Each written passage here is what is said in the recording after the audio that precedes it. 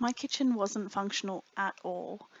The benches were usually covered with appliances, and the dish rack was filled with the odd items that I'd washed but couldn't find a home for. Basically, it was a mess, and I hated cooking in it. Eventually, I realized that if I was going to be cooking daily again, I needed my kitchen to be a clutter-free environment. So I did it. Except for the food in the pantry, I grabbed every single item that was in our kitchen and laid it all out. Once the benches were full, I filled up most of the floor as well. I knew I had a lot of stuff, but it wasn't until I laid out everything in front of me that I realized just how much stuff I had. As I sat on the floor surrounded by stuff, I realized that I'd spent thousands of dollars and time buying stuff that I imagined were needed to create the perfect life. When I first heard that you never stop decluttering, I freaked. I thought, why bother if I'm always going to have to do it? This is physically and emotionally exhausting.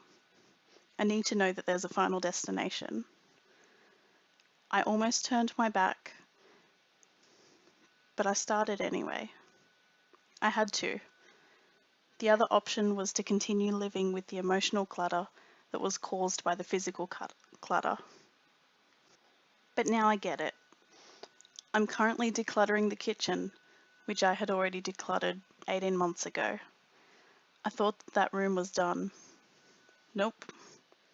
There's a ton of stuff in there that I haven't used in that time. I have to be honest with myself. Am I even likely to use it in the next 18 months? So yes, it is an ongoing process. You must keep repeating the process, otherwise you end up with clutter and chaos. I love that everything finally has a place, and that when I open a cupboard, I don't have to rummage through the clutter or dodge whatever's falling out. I've even already marked in my calendar that I need to go through it again in 6 months' time. And whatever's in there that I haven't used in that time will be going too. I wonder, when was the last time you decluttered your kitchen?